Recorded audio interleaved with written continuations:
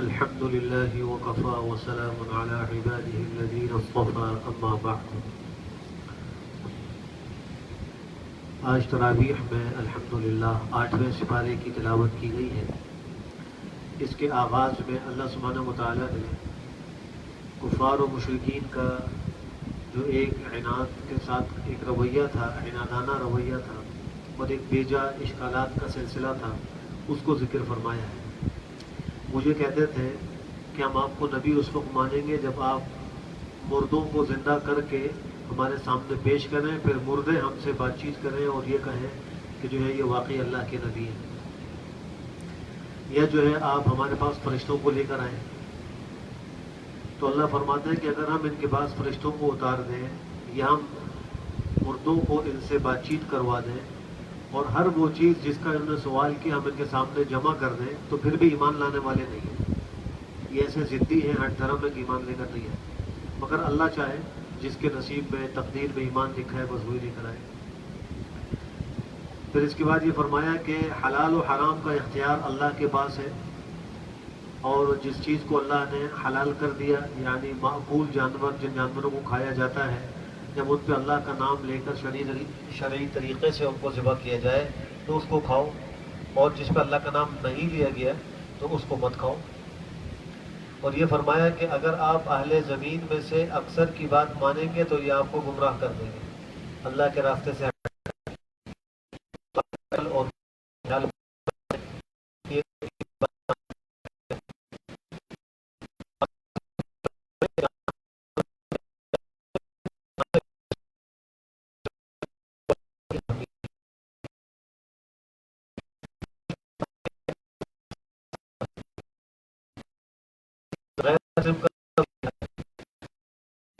کے سامنے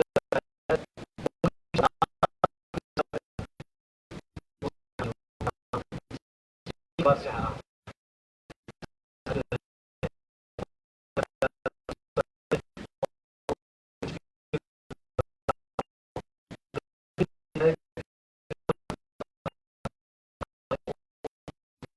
کھاتے وقت صلی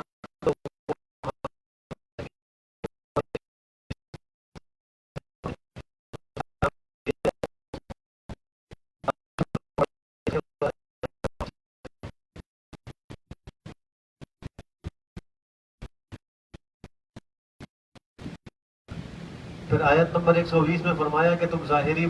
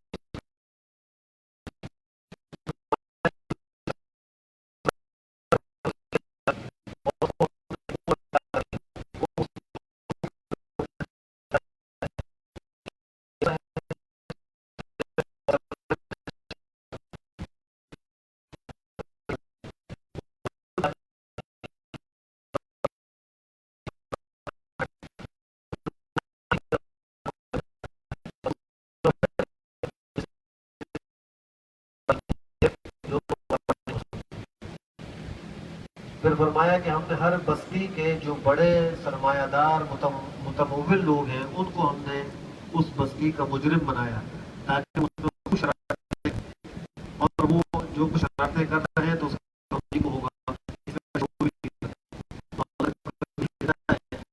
بستی کے سرمایہ دار اور بڑے لوگوں کو سرکش بنا دیتا ہے، اور جب اس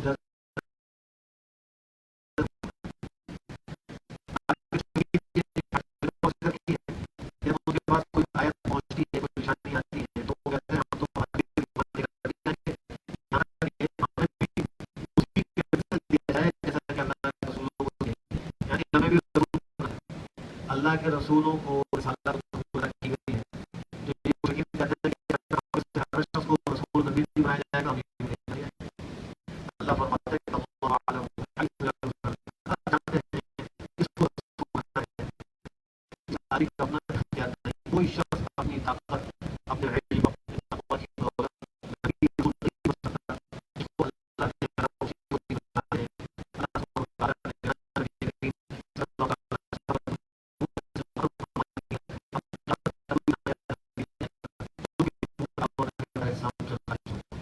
حضرت عیسیٰ علیہ السلام تشریف لائیں گے، لیکن وہ نئے نبی نہیں ہوں گے، بلکہ وہ تو ہمارے نبی سے بھی پہلے کے نبی ہیں، اور وہ آئیں گے تو حیثیت خلیفہ اور آئیں گے اور شریعت ثانیہ کا حفاظ کریں گے۔ اللہ سبحانہ وتعالیٰ شخص کو ہدایت دینے کا ارادہ کرتے ہیں تو اس کے سینے کو اسلام کے لیے کھول دیتے ہیں، اور جس کو اللہ گمراہ کرنے کا ارادہ کرتے ہیں تو اس کے سینے کو بند کر دیتے ہیں۔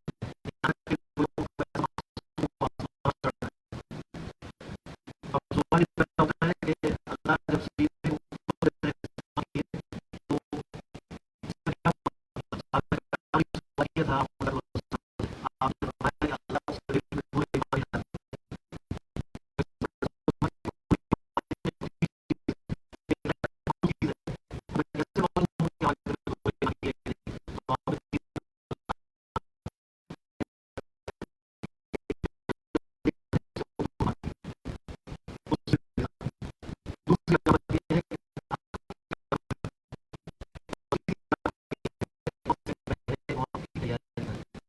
شخص میں تین علامات ہو تو عمر سے اللہ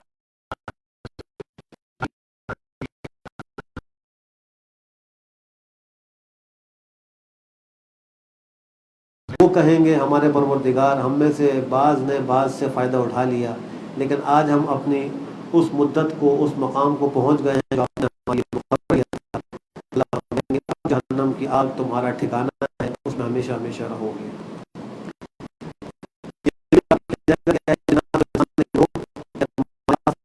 رسول نہیں ہے جو تم ہماری آیتیں پڑھ کر سناتے ہو اور تمہیں اس آخرت کے دن کی ملاقات سے ڈراتے ہو، جواب میں کہیں گے کہ ہم نے اپنی جگہ پر گواہی دی تھی۔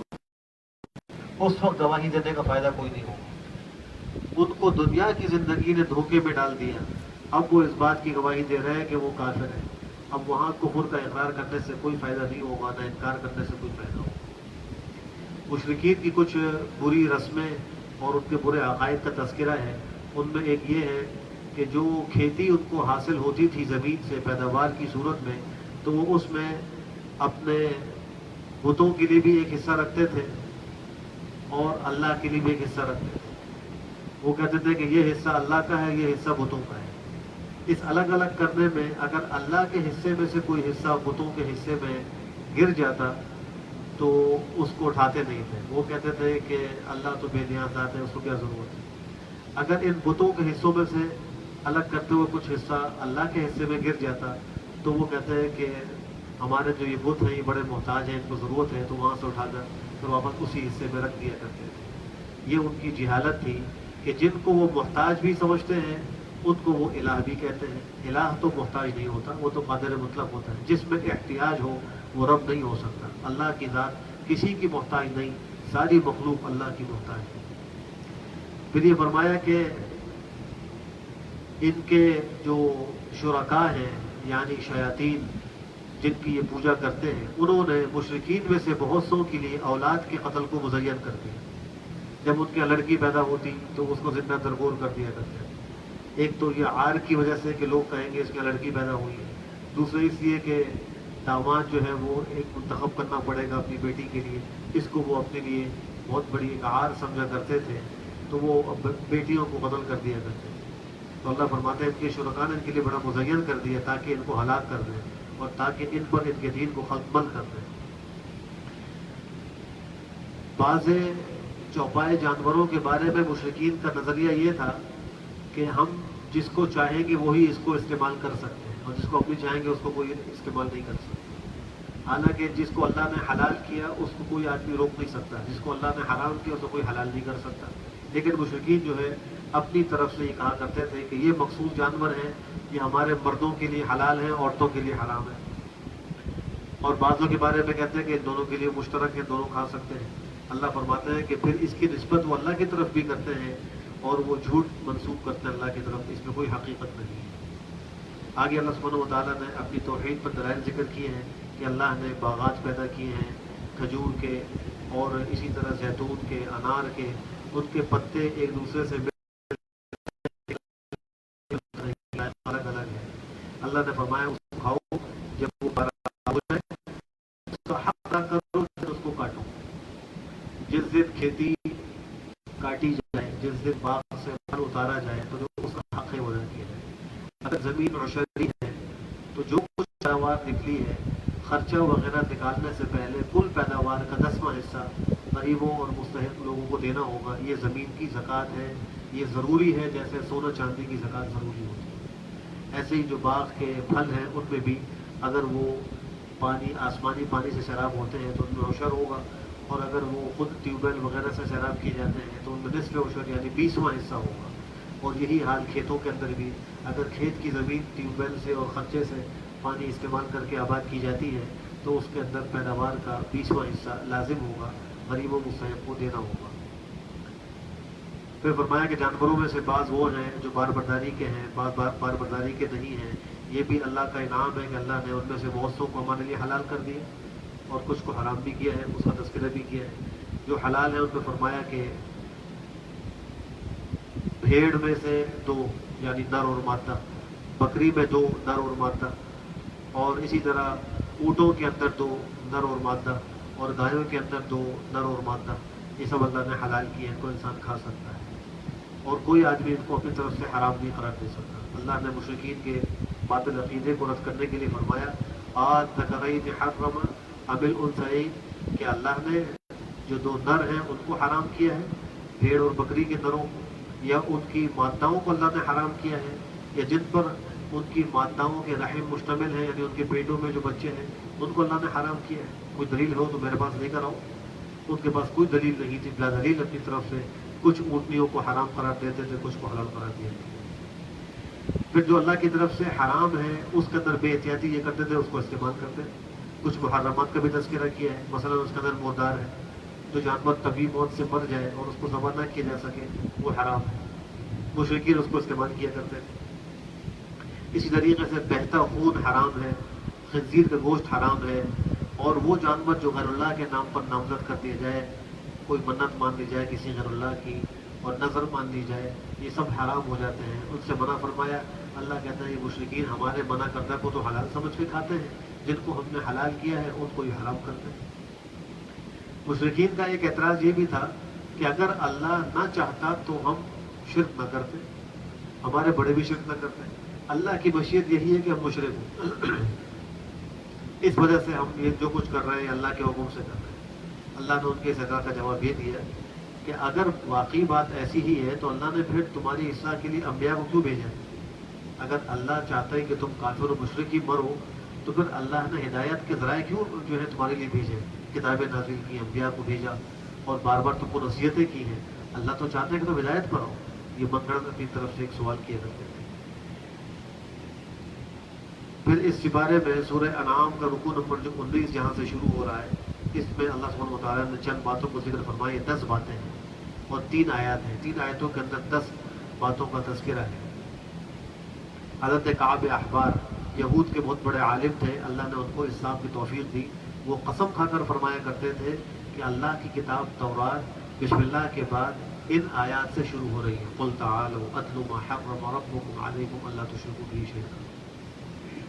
حضرت عبداللہ ابن مسعود فرماتے ہیں کہ جس آدمی کو یہ خواہش ہو کہ وہ جناب نبی کریم صلی اللہ تعالی وسلم کا مہر لگا ہوا وصیت نامہ پڑھ لے تو ان آیتوں کو پڑھ لے.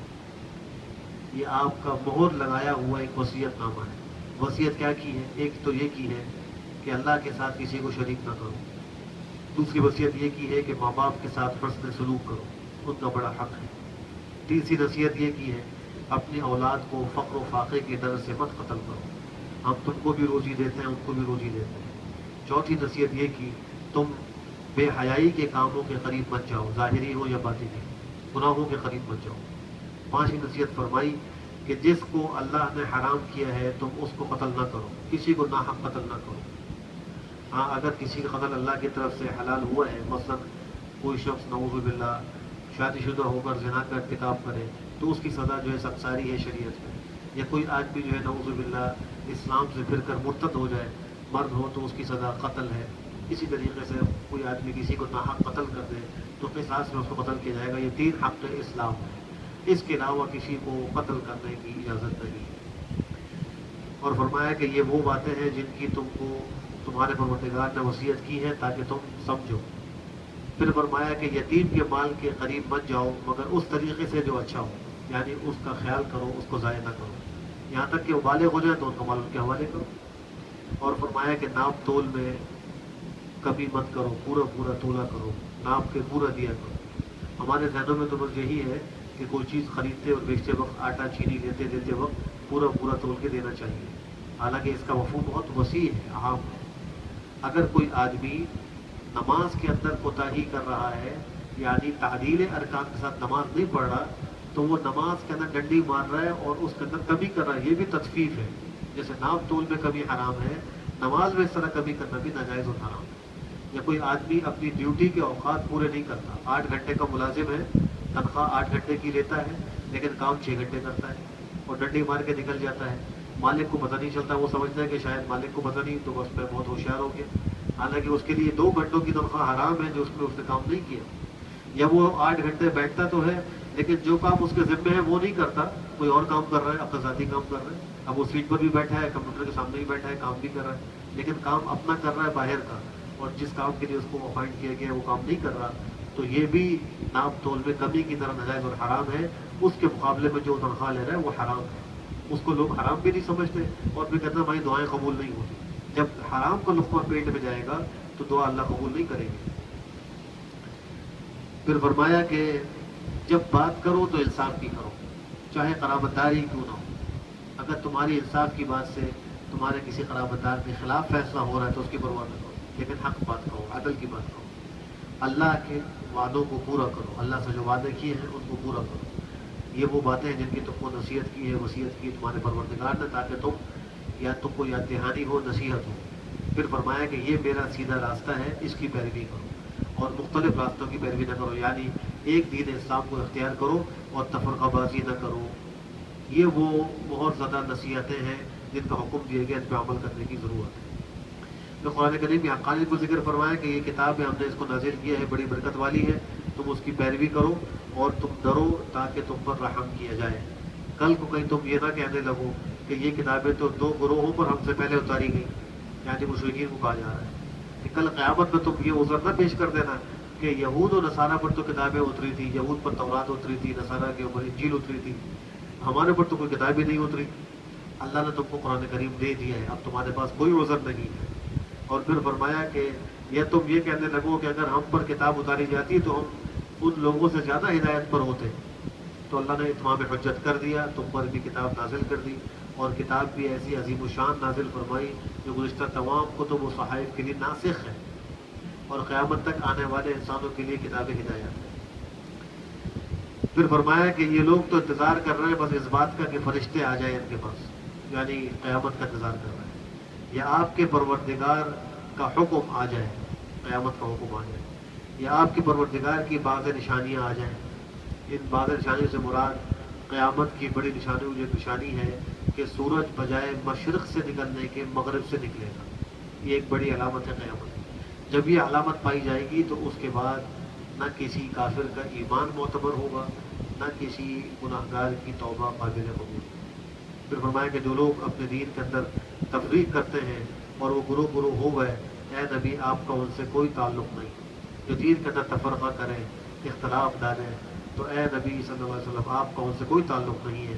ان کا معاملہ اللہ کے سپرد ہے، وہ جو کچھ کر رہے ہیں اللہ اس کی خبر ان کو کر دیں گے. پھر ایک ضابطہ ذکر فرمایا کہ جو کوئی نیک عمل کرے گا اس کو اس کی نیکی پر 10 گناہ ملے گا، گناہ کرے گا تو اسی کے مثل اس کو بدلہ دیا جائے گا اور اس پر کوئی زیادتی نہیں کی جائے گی. یہ اللہ کا کتنا بڑا احسان ہے کہ ایک نیکی پر 10 گناہ کم سے کم مرتبہ ہے. تو جتنا اخلاص بڑھے گا اتنا ثواب بڑھے گا، حتیٰ کہ 700 گناہ تک. اور پھر واللہ یضاعف لمن یشاء، اللہ جس کے لیے جتنا چاہیں گے بڑھائیں گے.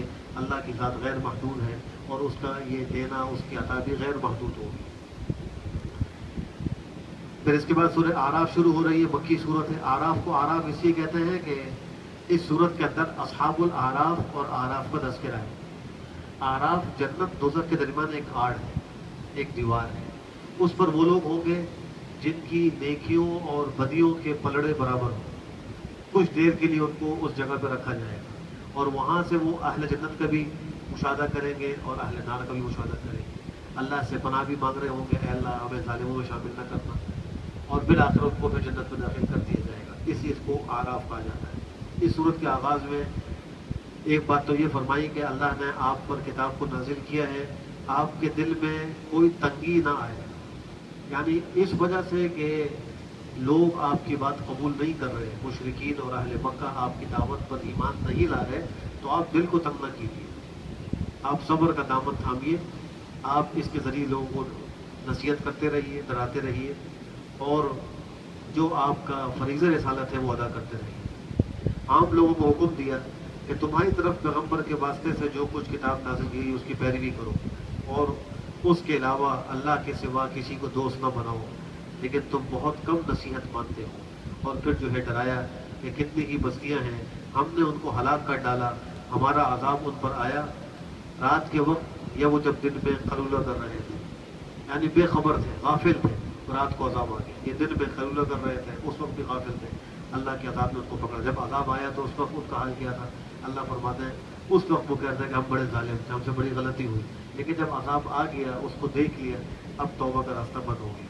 کل قیامت میں اللہ فرما رہے ہیں کہ ہم لوگوں سے بھی سوال کریں گے کہ تمہیں ہمارے احکام پہنچائے گا یا نہیں پہنچائے گا، اور مرسلین سے بھی سوال کریں گے آپ نے ہمارے احکام پہنچائے یا نہیں پہنچائے، اور پھر ہم ان کو اپنے علم سے بیان کریں گے۔ ہم کوئی غائب نہیں ہے، ہم ہر چیز کو جانتے ہیں، عالم الغیب ہے، کون کیا کر رہا ہے۔ ہم کل قیامت میں اپنے علم سے سب کو خبر کریں گے کہ تم نے دنیا میں کیا کچھ کیا۔ پھر فرمایا کہ قیامت کے دن وزن پر حق ہے، جس کا میزان عمل نیکیوں کا بھاری ہوگا وہی کامیاب ہوں گے، اللہ ہم سب کو ان میں شامل فرمائے۔ اور جس کے میزان عمل ہلکے ہو جائیں گے، یعنی گناہوں کا بھاری ہو جائے گا، نیکیوں کا پلڑا ہلکا ہو جائے گا، تو فرمایا کہ یہ وہ لوگ ہیں جنہوں نے اپنے آپ کو خسارے میں ڈالا، اس وجہ سے کہ یہ ہماری آیتوں کے ساتھ بڑی زیادتی کرتے تھے، ہمارے احکام کے ساتھ بڑی زیادتی کرتے تھے، آج اس کی سزا کو بھگتنا پڑ رہی ہے۔ اللہ ہم سب کی حفاظت فرمائے۔ پھر اللہ سبحانہ وتعالیٰ نے حضرت آدم علیہ السلام کا قصہ ذکر کیا۔ حضرت آدم کو اللہ نے پیدا کیا، ان کی تصویر بنائی، پھر فرشتوں کو حکم دیا کہ ان کو سجدہ کرو، سب نے سجدہ کیا، ابلیس نے سجدہ نہیں کیا، وہ سجدہ کرنے والوں میں سے نہیں ہوا۔ اللہ نے اس سے پوچھا کہ تم نے سجدہ کیوں نہیں کیا جبکہ میں نے حکم دیا؟ تو جواب میں وہ کہتا ہے کہ میں ان سے بہتر ہوں، آپ نے مجھے آگ سے پیدا کیا، ان کو مٹی سے پیدا کیا، لہٰذا میں ان کو سجدہ نہیں کروں۔ اللہ نے اس کو حکم دیا اس وقت کے نیچے اترو یہاں سے، اس لیے کہ یہاں ہمارے اس دربار میں ہمارے علاوہ کوئی اور جو تکبر کا اظہار کر رہا ہے اس کی کوئی گنجائش نہیں۔ فما یکون لک ان تتکبر فیہا، تمہیں یہاں تکبر کی اجازت نہیں۔ کبریائی اللہ کی خاص صفت، بندے کو زیبا نہیں ہے کہ وہ تکبر کرے، دوسروں کو حقیر سمجھے یا حق کا انکار کرے، یہی تکبر ہے۔ اور اس کو وہاں سے نکال دیا کہ تو ذلیل ہے، تو اس نے کہا اے اللہ مجھے قیامت تک مہلت دے دے۔ اللہ نے فرمایا کہ تو مہلت دیے ہوئے لوگوں میں سے تجھے مہلت دے دی۔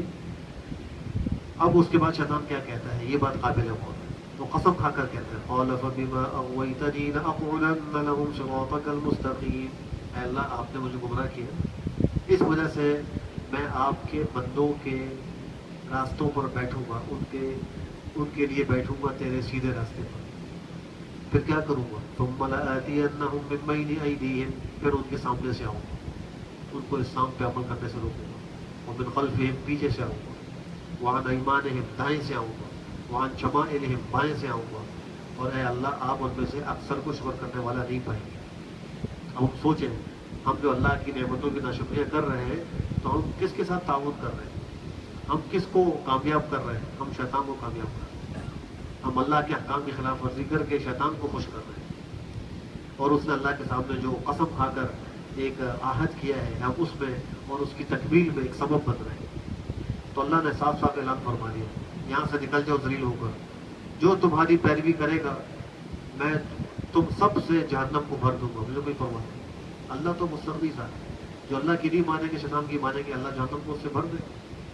پھر فرمایا کہ آدم تم اور تمہاری بیوی یہاں جنت میں رہو، جس طرح چاہو یہاں سے کھاؤ، لیکن ایک درخت ہے اس کے قریب مت جانا ورنہ تم زیادتی کرنے والوں میں سے ہو جاؤ گے۔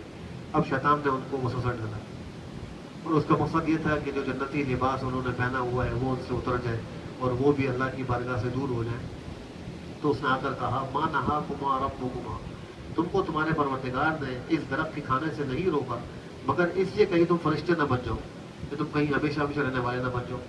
حضرت آدم تو عاشق صادق تھے، اللہ کے قرب سے دور رہنا تو ان کو بالکل گوارا ہی نہیں تھا، برداشت ہی نہیں ہوتا۔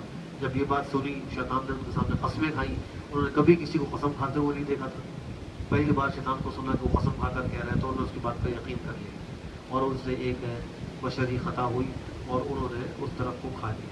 जब वो खाया तो उनसे जन्नत का लिबास उतर गया। अल्लाह ने फरमाया वनादाहुमा रब्बुहुमा अलम अनहकुमा अन तिलकुमा शजरति व अकुल लकुमा, अल्लाह ने पुकारा कर, क्या तुमको मैंने मना नहीं किया था इस दरख्त के खाने से? तुमको मैंने नहीं कहा था कि शैतान तुम्हारा खुला दुश्मन है? अब वो फौरन अर्ज किया रब्बना ज़लमना अनफुसना व इन लम तग़फिर लना व तरहमना लनकूनन्ना मिनल खासिरीन, अल्लाह ने माफ़ फरमा दी। लेकिन चूंकि ज़मीन के लिए खलीफा बनाया था तो ज़मीन पर उतरने का जो हुक्म था वो बाकी रहा। कहा कि ज़मीन पर उतरो, तुम में से बाज़ के दुश्मन होंगे, यानी तुम बनी आदम में आपस में अदावतें होंगी। तुम्हारे लिए ज़मीन में एक ठहरने की जगह है और एक वक्त तक फ़ायदा उठाना है। तुम उसी में जियोगे, उसी में मरोगे और तुम उसी से निकाले जाओगे। अब इंसान की दुनियावी ज़िंदगी ज़मीन से वाबस्ता है, इसी में रहता है, इसी में मरेगा और इसी से अल्लाह दोबारा उसको ज़िंदा करेगा। फिर तीसरे रुकू में फरमाया कि बनी आदम, हमने तुम्हारे ऊपर लिबास उतारा है। अल्लाह ने आसमान से बारिश नाजिल की, वो बारिश ज़मीन पर पड़ी और फिर ज़मीन से जो है वो कपास पैदा हुई, उस कपास से धागा बना, धागे से कपड़ा बना। इससे अल्लाह फरमाते हैं हमने आसमान से लिबास उतारा है।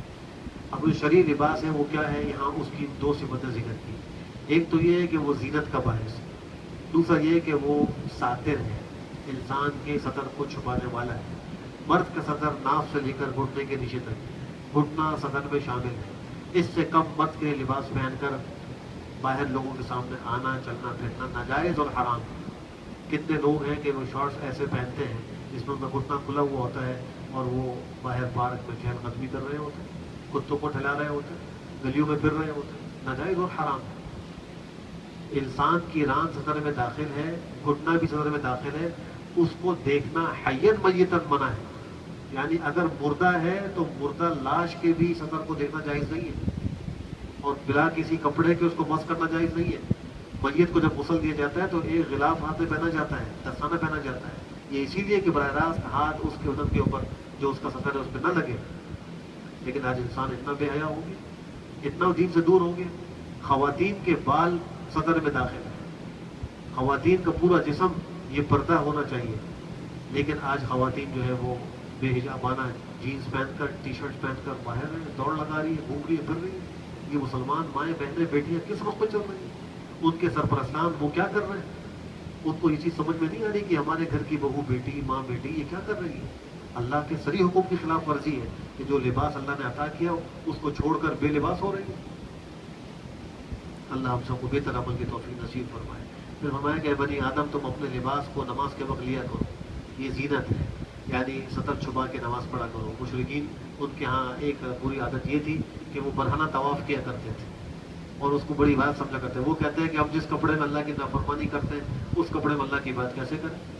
लिहाजा मर्द और औरत, औरतें रात में और मर्द दिन में बरहाना तवाफ़ करते थे खाने का वक्त, अल्लाह ने इसे मना फरमाया।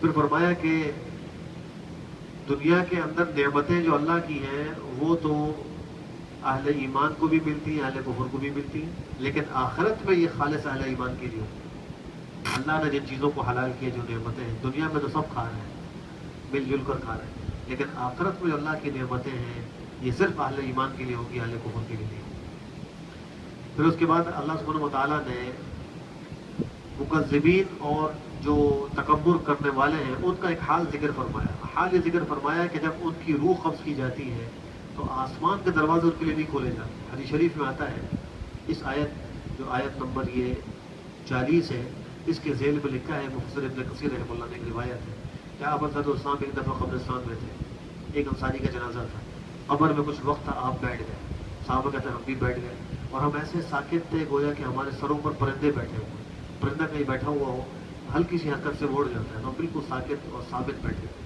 आपके हाथ में तिनका था, उससे आप ज़मीन को कुरेद रहे थे। फिर फरमाया कि इस्तईज़ू बिल्लाहि मिन अज़ाबिल क़ब्र, अल्लाह की पनाह अज़ाब क़ब्र से तलब करो। फिर फरमाया कि जब मोमिन के लिए रूह कब्ज़ करने वाले फरिश्ते आते हैं तो नहायत हसीन जमील खूबसूरत चेहरे में होते हैं, जन्नत का कफन खुशबूदार लेकर आते हैं और उसको आकर यूँ खिताब करते हैं, या अय्यतुहन नफ्सुल मुतमइन्ना इरजिई इला रब्बिकी राज़ियतन मर्ज़िया। तो उसकी रूह ऐसे तेज़ी से निकलती है जैसे मशकीज़े का मुंह पानी से भरा हुआ जो हो खोल दिया जाए तो आखिरी खतरा भी एकदम निकल जाता है, ऐसे उसकी रूह निकल जाती है। फिर उस रूह को वो खुशबूदार कफन में लपेटते हैं, उसको लेके जाते हैं, जहाँ जहाँ से वो गुजरता है وہاں جو ہے وہ خوشبو پھیل جاتی ہے. فرشتے مل کر کہتے ہیں یہ پاکیزہ روح کس کی ہے؟ تو لے جانے والے فرشتے اس کا بہترین نام ذکر کرتے ہیں جو دنیا میں اس کا نام ہوتا ہے. پھر اس طرح وہ آسمانوں پر پہنچتا ہے, اللہ کی بارگاہ میں پہنچتا ہے. پھر اللہ جو ہے وہ فرماتے ہیں کہ جو ہے وہ اس کو دوبارہ زمین میں لے جاؤ, اور چونکہ میں نے زمین ہی سے ان کو زندہ کرنا ہے, اور اس کے نام عمل کو علیین میں رکھ دو. اس کا نام عمل علیین میں رکھ دیا جاتا ہے, اس کی روح کو دوبارہ زمین میں لوٹا دیا جاتا ہے. اس کے لیے قبر میں جنت کی کھڑکی کھل جاتی ہے, وہاں سے خوشبو ہوائیں آنا شروع ہو جاتی ہے. ابھی وہ اکیلا ہی ہوتا ہے, دیکھتا ہے کہ خوبصورت آدمی جس کے چہرے سے خیر و برکت کے آثار ٹپک کر چلتا ہوا آ رہا ہے. اس کو کہتا ہے ہنی اللہ کو مبارک ہو, تمہیں مبارک ہو. تو وہ پوچھتے تم کون ہو؟ کہتا ہے میں تمہارا نیک عمل ہوں. اللہ اس کو مجسم شکل دے کر اس کے پاس قیامت تک اس کے ساتھ جو ہے وہ دل لگانے کے لیے بھیج دیں گے, خبر اس کے ساتھ رہے گا. یہ خوش ہو کر کہتا ہے کہ اے اللہ جلدی قیامت قائم کر دے تاکہ میں اپنی جنت کے مقام پر پہنچوں. اس کے برخلاف جب کافر کی روح قبض کرنے کے لیے آتے ہیں تو نہایت خوفناک شکل میں ہوتے ہیں, بدبودار ٹاٹ کا کپڑا لے کر آتے ہیں. اس کی روح کو جب نکالنے کے لیے نکالتے ہیں تو اس کی روح اس کے جسم میں پھیل جاتی ہے, نکلنا نہیں چاہتی, مار کے اس کو کھینچ کے نکالتے ہیں. جیسے یہ نکلتی ہے پوری بدبو پھیل جاتی ہے, اس کو اس ٹاٹ کے کپڑے میں لپیٹتے ہیں. جب لے کے جاتے ہیں تو آسمان کا دروازہ نہیں کھلتا. کہہ دیا جاتا ہے کہ اس کے نام عمل کو سجین, جو بالکل زمین کی تہ میں ایک مقام ہے, وہاں ڈال دو اور اس کو زمین پہ اس کی روح کو لوٹاؤ. اس کے لیے قبر کے اندر آگ کا بچھونا بچھا دیا جاتا ہے, اور اس کے بعد فرشتے آتے ہیں سوال و جواب کے لیے. پوچھتے من ربک, کو کہتا ہے ہا ہا لا ادری, ما دینک, ہا ہا لا ادری, من ھذا الرجل, ہا ہا لا ادری. کہ بھائی تمہارا پروردگار کون ہے؟ میں نہیں جانتا, مجھے پتہ نہیں ہے. رسول یہ جو ہے یہ تمہارے پاس بھیجے گا یہ کون ہے؟ میں نہیں جانتا. دین کیا ہے؟ میں نہیں جانتا. اللہ فرماتا ہے اس کی جہنم کی کھڑکی کھول دو, اور وہاں سے آگ اور تپش اور جو ہے بدبو آنا شروع ہو جاتی ہے. العیاذ باللہ. وہ کہتا ہے کہ اے اللہ کبھی قیامت قائم نہ ہو, کبھی قیامت قائم نہ ہو. وہ کہے گا قیامت کبھی قائم نہ ہو, اس لیے کہ اس کو پتا ہے کہ قیامت قائم ہوگی تو مجھے جہنم پہ جانا پڑے گا. اللہ ہم سب کی حفاظت فرمائے. تو یہ ہے وہ جو لوگ ہماری آیتوں کی تکذیب کرتے ہیں, تکبر کرتے ہیں, ان کے لیے آسمان کے دروازے نہیں کھولے جائیں گے, اور وہ جنت میں داخل نہیں ہوں گے یہاں تک کہ اونٹ سوئی کے ناکے میں داخل ہو جائے. سوئی کے ناکے میں اونٹ کیسے داخل ہو سکتا ہے؟ مطلب کہ کبھی بھی جنت میں داخل نہیں ہوگا. لہم من جہنم مہاد, ان کے لیے جہنم کی آگ کا بچھونا ہوگا اور اسی کا اوڑھنا ہوگا. اور یہی ہم بدلہ ہے ظالموں کا جو ہم دیں گے. پھر اللہ سبحانہ وتعالیٰ نے جنتی اور جہنمیوں کا مکالمہ ذکر کیا جو قیامت میں ہوگا. جنتی کہیں گے جہنمیوں سے ہم نے تو اپنے پروردگار کا وعدہ حق پایا, تم نے بھی حق پایا. وہ کہیں گے ہاں ہم نے بھی حق پا لیا. پھر ان کے درمیان میں جو جدائی ڈال دی جائے گی, اور اس کو الگ کر دیا جائے گا, ان کو الگ کر دیا جائے گا, اور ظالموں کے اوپر لعنت ہوگی. اصحاب الاعراف سے بھی مکالمہ ہوگا, اور پھر جہنمی جنتیوں کو پکار کر پانی مانگیں گے. جنتی کہیں گے تم پر اللہ نے آج یہ حرام کر دیا, تمہیں کچھ نہیں ملے گا. پھر اللہ نے اپنی توحید پر دلائل کچھ ذکر فرمائے ہیں, اور پھر آخر میں کچھ انبیاء کرام اور ان کی اقوام کا تذکرہ ہے. حضرت نوح علیہ السلام, حضرت ہود علیہ السلام, حضرت صالح علیہ السلام, حضرت شعیب علیہ السلام. انہوں نے اپنی اپنی قوم کو توحید کی دعوت دی, انہوں نے قبول نہیں کی, نتیجے میں ان پر عذاب آیا. اور حضرت لوط علیہ السلام کا بھی تذکرہ ہے, اور ان کی قوم جو ایک بدترین گناہ میں مبتلا تھی, جو ہم جنس پرستی تھا, جو اس سے پہلے کسی نے دنیا میں نہیں کیا تھا, ان کو سخت عذاب دیا گیا. اس کا تذکرہ بھی اسی میں ہے. اللہ ہم سب کو بہتر عمل کی توفیق نصیب فرمائے. الحمد للہ رب العالمین والصلاة والسلام على خير خلقه محمد وعلى آله وصحبه أجمعين. اللهم أرنا الحق حقا وارزقنا اتباعه, وأرنا الباطل باطلا وارزقنا اجتنابه. اے اللہ ہم سب کو رمضان المبارک کی قدر کرنے کی توفیق نصیب فرما. اے اللہ ہم سب کے لیے رمضان المبارک کو رحمت, مغفرت اور جہنم سے خلاصی کا ذریعہ بنا. اے اللہ ہم سب کے دلوں کو قرآن کریم سے جوڑ دیجیے, قرآن کریم کے حقوق ادا کرنے کی توفیق نصیب فرما دیجیے. ہمارے سارے گناہوں کو اے اللہ معاف فرما دیجیے. اے اللہ ہمارے بیماروں کو شفا صحت عافیت نصیب فرما. اسپتالوں میں, گھروں میں, روحانی جسمانی بیماریوں میں جتنے بھی مبتلا ہیں, اے اللہ سب کو شفا صحت عافیت نصیب فرما. اے اللہ ہمارے مرحومین کی کامل مغفرت فرما, ان کے درجات کو بلند فرما. اے اللہ ہم سب کو مرنے سے پہلے آخرت کی خوب تیاری کی توفیق نصیب فرما. اے اللہ ان حاضر کے دلوں میں جو بھی جائز خواہش ہے اس کو غیب سے پورا فرما. اے اللہ ہر مشکل کو حل فرما. اے اللہ تمام مقاصد حسنہ میں کامیاب و کامران فرما. ربنا تقبل منا انك انت السميع العليم وتب علينا انك انت التواب الرحيم. وصلى الله تعالى على خير خلقه محمد وعلى آله وصحبه أجمعين برحمتك يا أرحم الراحمين.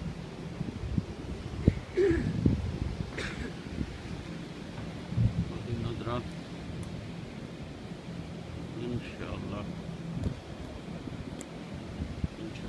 کل پھر پاکستان اسٹینڈرڈ ٹائم کے مطابق 9 بجے رات ٹھیک تراویح کا شروع ہوگا. انشاءاللہ پھر ملیں گے.